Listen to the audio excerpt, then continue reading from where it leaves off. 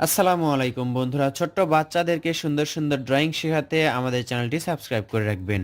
আজকের এই ভিডিওতে আপনাদেরকে শেখাবো সুন্দর একটি দৃশ্য ছোট বাচ্চারা সহজেই আঁকতে পারবে। দেখুন, এভাবে সোজা একটি দাগ দিব, আবার এখান থেকে আরেকটা সোজা দাগ আঁকবো। এই দুই দাগ থেকে সুন্দর একটি দৃশ্য আঁকবো। কিভাবে দেখুন, এই দুই দাগ থেকে আমরা একটি ঘর আঁকবো। এভাবে এদিকে দেখুন, সবটাই কিন্তু একই রকম, চারটা দাগ একই রকম। আবার এখান থেকে দেখুন, এদিকে, এখান থেকে এদিকে। আবার এটা আমরা ডাবল করে দিব এভাবে, এটা আমরা ডাবল করে দিব এভাবে।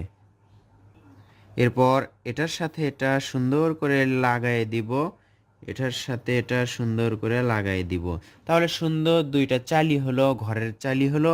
এখন আমরা কি করব, দেখুন নিচের দিকে একটা সোজা দাগ, এভাবে দাগ, এভাবে দাগ, এখান থেকে একটা দাগ, এখান থেকে একটা দাগ, এখান থেকে একটা দাগ।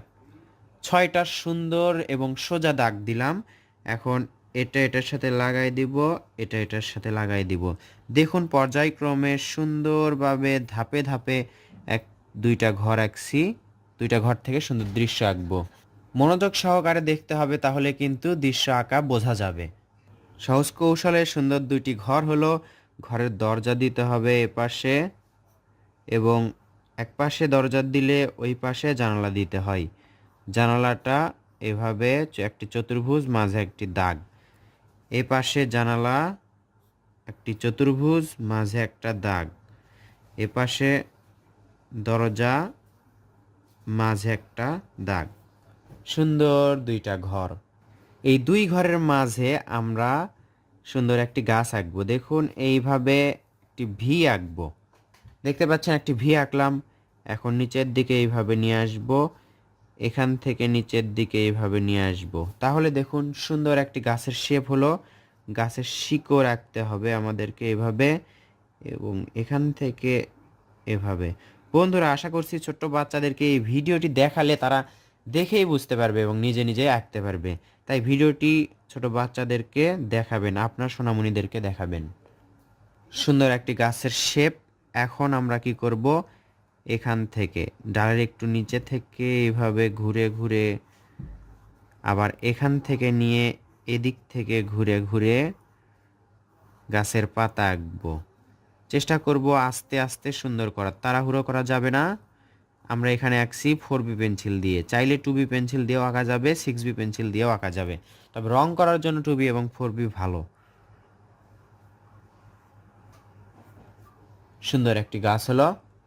এখন আমরা কি করব, দেখুন এখান থেকে সোজা একটা দাগ, এখান থেকে সোজা দাগ, এই সোজা অর্থাৎ এখান থেকে বরাবর সোজা গাছ এবং ঘর বাদে আমরা পিছনে এই দাগটা আঁকছি। এর মাঝে আমরা এইভাবে দূরের গাছপালা আঁকবো, এবং এবং এই দুই পাশে আমরা বেড়া দিব। এইভাবে মোটা পেন্সিল দিয়ে কয়েকটা দাগ দিলাম সোজা। এরপর এর মাঝে এভাবে একটা দাগ দিলাম, এখান থেকে একটা সোজা দাগ দিলাম। তাহলে দেখুন বেড়া হয়ে গেল। এই পাশেও আমরা মোটা পেন্সিল দিয়ে একটা, দুইটা, তিনটা, যে কয়টা হয় সে কয়টা দাগ দিব, এবং উপরে একটা দাগ দিব, সুন্দর বেড়া। এখন আমরা দেখুন সহজভাবে এখান থেকে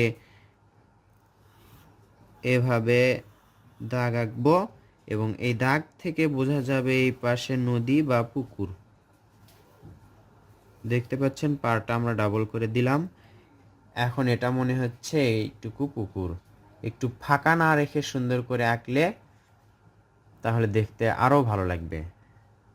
এখানে আমরা লম্বা ঘাস আঁকবো এভাবে। এই তো দেখুন, এই পাশটাও এখন সুন্দর লাগছে। তো বন্ধুরা, আশা করছি এই দৃশ্যটা আপনাদের এবং ছোট্ট বাচ্চাদের জন্য অনেক সহজ হবে এবং পদ্ধতিটাও অনেক ভালো হবে। দৃশ্যটা ড্রয়িং করার পর বাচ্চাদের বলবেন তারা যেন নিজে নিজেই নিজের মন থেকে রং করার চেষ্টা করে। কোথায় কী রং হয়, যেমন আকাশে কী রং হয়, আকাশ দেখে তাকে বলবেন রং করতে। গাছে কী রং হয়, গাছটা দেখে তাকে বলবেন রং করতে। ঘরের চালাতে কী রকম হয় রং, এরকম দেখে দেখে বাচ্চাদেরকে বলবেন, তাহলে তারা নিজের থেকেই শিখতে পারবে, সেই শেখাটা কখনো ভুলবে না। ধন্যবাদ সবাইকে ভিডিওটি শেষ পর্যন্ত দেখার জন্য। আশা করছি আপনাদের ভালো লেগেছে। অসংখ্য ধন্যবাদ। আসসালামু আলাইকুম।